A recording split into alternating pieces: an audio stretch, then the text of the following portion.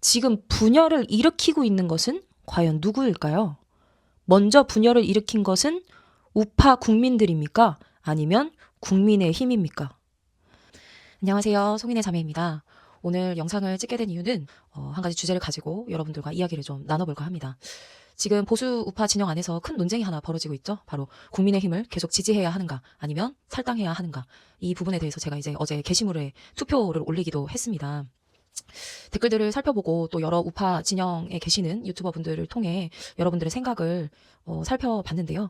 어떤 분들은 지금 국민의힘을 떠나면 보수 진영만 분열되고 결국 좌파만 이롭게 된다라고 주장하고 계시고, 또 다른 보수 우파 진영의 또 분들은 지금 국민의힘의 행보를 보면 더 이상 윤석열 대통령을 지지하는 보수 우파의 정치 집단이 아니다라고 이야기를 하십니다. 그래서 오늘은 감정이 아니라 국민의힘이 지금까지 보였던 그 타임라인과 정치적 역사를 가지고 이 문제를 한번 좀 정리해보고 우리가 그리스도인으로서 이 상황을 어떻게 바라봐야 할지에 대해서 좀 이야기를 나누고자 합니다.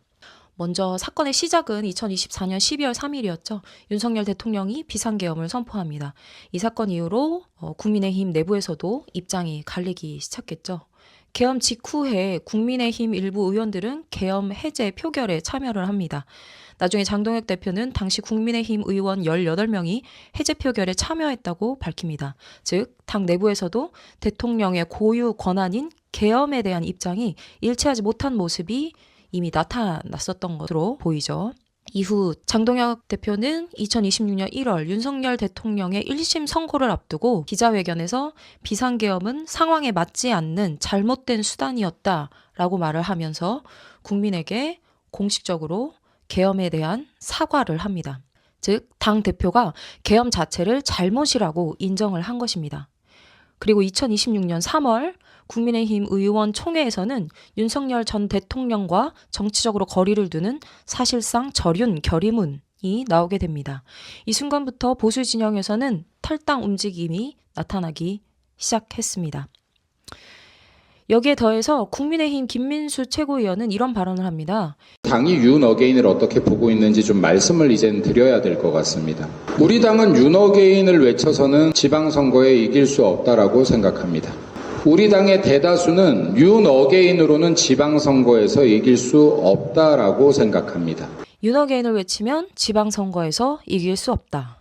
이 발언이 논란이 되었던 이유는 윤어게인이라는 구호가 보수 시민들이 주장하는 부정선거를 척결하자라는 이런 핵심 의제와 연결이 되어 있었기 때문입니다. 하지만 국민의힘 지도부는 중도층 확장과 지방선거 승리를 이유로 이 문제를 전면에 내세우지 않겠다라는 메시지를 내기 시작했죠. 장동혁 대표의 결의문 이후 보수 진영에서는 실제로 탈당을 선언하거나 당비를 해제하거나 정치적으로 결별하는 그런 움직임이 나타나기 시작했습니다. 이 상황에서 김민수 최고위원은 탈당하는 당원들을 향해서 다시 당원 가입하기가 어려울 것이다 라는 취지의 발언을 해서 또 다른 논란이 발생을 했었습니다. 아주 사소한 뭔가가 터질 때마다 이거 대답해 저거 대답해 니네 이제 지지 안 할 거야 탈당할 거야. 참고로 이제 탈당하시면은 그 입당이 어려워집니다. 제도가 바뀝니다. 참고로 이제 탈당하시면은 그 입당이 어려워집니다. 제도가 바뀝니다. 이 발언은 보수 우파 지지층에게 당을 떠나는 사람들을 사실상 배제하는 태도로 받아들여지게 됐었습니다. 이와 함께 그라운드 씨는 탈당을 반대하는 주장을 하였는데요. 그가 주장하는 내용은 이렇습니다. 대한민국 정치구조상 제3정당은 성공하기 어렵다는 것입니다.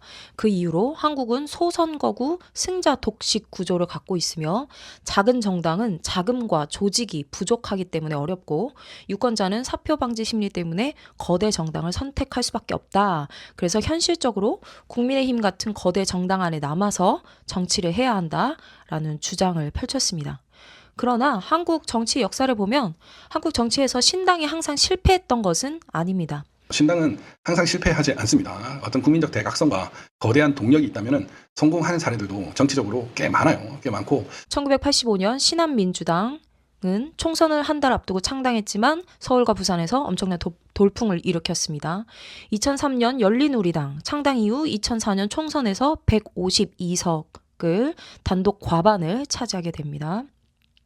2016년 국민의당은 총선에서 38석, 제3당이 되면서 정치 지형을 크게 흔드는 사건도 있었고요. 또 세계 정치도 마찬가지입니다. 프랑스에서는 마크롱이 기존 정당 없이 출발해서 신당을 만들고 1년 만에 대통령이 됩니다. 이탈리아에서는 코미디언이 만든 정당인 오성운동이 총선 1위를 차지하기도 했었습니다. 정치학에서는 이런 현상을 정당 재편이라고 부른다고 합니다. 기존 정당이 국민의 신뢰를 잃으면 새로운 정치 세력이 등장하는 것입니다. 즉, 신당이 실패하는 것이 아니라 성공 조건이 있을 뿐이라는 것입니다. 자, 여기에 덧붙여서 또 자유와 혁신당의 황교안 대표는 국민의힘 전당대회 모바일 투표 과정에서 부정선거 의혹이 있었다라는 것을 제기했습니다. 그 게시물에 따르면 K보팅 모바일 투표에서 5초 간격으로 발표되는 투표 인원 증가 숫자의 끝자리 숫자가 계속 동일하게 반복되는 현상이 나타났다는 것입니다. 예를 들어 5초 동안 투표한 사람이 40명, 50명, 60명처럼 정확히 10의 배수로 증가하는 패턴이 반복되었다라는 주장입니다. 그래서 황교안 대표는 이것이 정상적인 투표 기록인가, 조작 가능성은 없겠는가라는 질문을 던지고 있습니다. 자, 그래서 지금까지의 상황을 보면 국민의힘은 계엄을 공식적으로 사과했고 윤석열 대통령과 거리를 두는 결의를 발표했고 또 윤어게인과 부정선거 이슈에도 거리두기를 보이고 있으며 그런데 국민의힘은 그동안 윤 대통령을 어떻게 대해왔나요? 윤 대통령을 적극적으로 지지하거나 그의 무죄를 주장하거나 계엄이 정당했다고 주장한 적이 있나요? 아니요, 단 한 번도 없습니다. 그저 윤 대통령의 지지자들을 끌어모으기 위해 윤 대통령을 이용하고 팔아먹을 뿐이었습니다. 그래서 겉으로는 윤어게인을 외치는 척했지만 징역 선고 직전에 윤 대통령을 손절해버렸죠.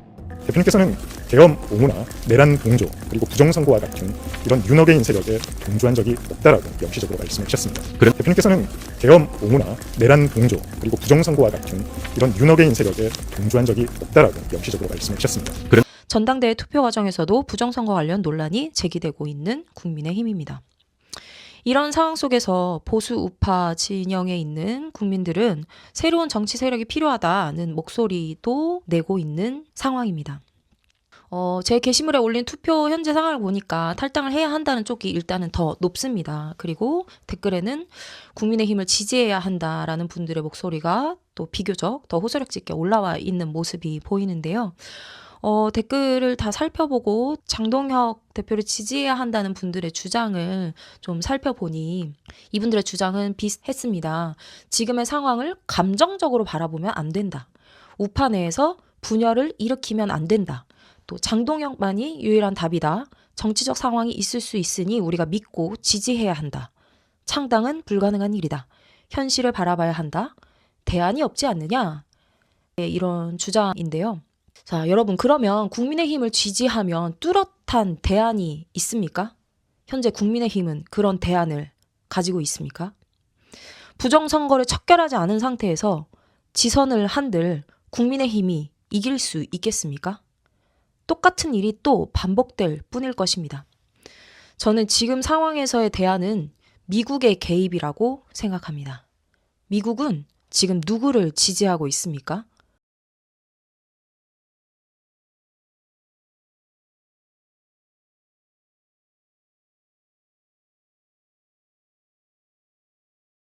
윤석열 대통령을 지키는 정당, 단체, 국민들을 미국은 강력하게 서포트해야 한다고 말했습니다. 이제 고전찬의 글을 읽어드리겠습니다. 고전찬이 트럼프와 가깝기 때문에 저는 이 내용이 트럼프 진영의 의견에 크게 반영될 수 있다는 점에서 큰 의미가 있다는 생각이 들었습니다.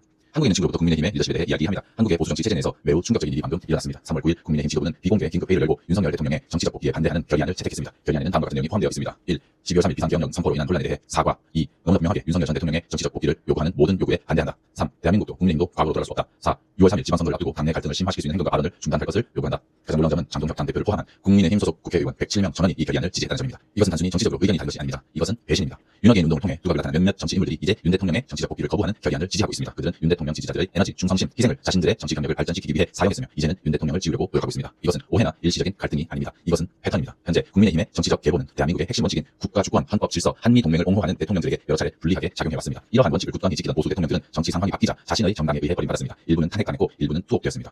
미국은 지금 누구를 지지하고 있습니까? 국민의힘을 지지하고 있습니까? 여러분께 다시 질문을 드리겠습니다. 이런 상황 속에서도 우리 보수 우파는 국민의힘을 계속 지지해야 할까요? 왜 국민의힘 장동혁 대표는 윤석열 대통령과의 절윤을 선택했을까요? 왜 국민의힘은 부정선거 척결 문제에 대해 강경한 목소리를 내지 않는 것일까요? 윤어게인을 외쳤던 수많은 우파 국민들이 없었다면 과연 장동혁 대표와 김민수 최고위원이 지금 자리에 올라올 수 있었을까요? 그렇다면 여러분 묻겠습니다. 지금 분열을 일으키고 있는 것은 과연 누구일까요? 먼저 분열을 일으킨 것은 우파 국민들입니까? 아니면 국민의힘입니까? 우리는 처음부터 윤어게인이었습니다. 그리고 우리가 외쳤던 것은 부정선거 척결이었습니다. 다시 한번 묻겠습니다. 지금 분열을 일으키고 있는 것은 우파 국민들입니까? 아니면 국민의힘입니까? 그리고 마지막으로 한 가지 더 생각해 보겠습니다. 우리는 그리스도인입니다. 그리스도인은 다수의 의견을 따르는 사람입니까? 아니면 하나님 앞에서의 정직을 선택하는 사람들입니까? 오늘 우리가 하나님께 구하는 것은 윤석열 대통령의 직무 복귀입니다. 선택은 여러분의 몫입니다. 말씀을 읽어드리고 마무리하도록 하겠습니다. 에베소서 5장 6절에서부터 20절 말씀입니다. 세 번역으로 읽어드리겠습니다. 여러분은 아무에게도 헛된 말로 속아 넘어가지 마십시오. 이런 일 때문에 하나님의 진노가 순종하지 않는 사람들에게 내리는 것입니다. 그러므로 여러분은 그런 사람들과 짝하지 마십시오. 여러분이 전에는 어둠이었으나 지금은 주님 안에서 빛입니다. 빛의 자녀답게 사십시오. 빛의 열매는 모든 선과 의와 진실에 있습니다. 주님께서 기뻐하시는 일이 무엇인지를 분별하십시오. 여러분은 열매 없는 어둠의 일에 끼어들지 말고 오히려 그것을 폭로하십시오. 그들이 몰래 하는 일들은 말하기조차 부끄러운 것들입니다. 빛이 폭로하면 모든 것이 드러나게 됩니다. 드러나는 것은 다 빛입니다. 그러므로 잠자는 사람아 일어나라. 죽은 사람 가운데서 일어서라.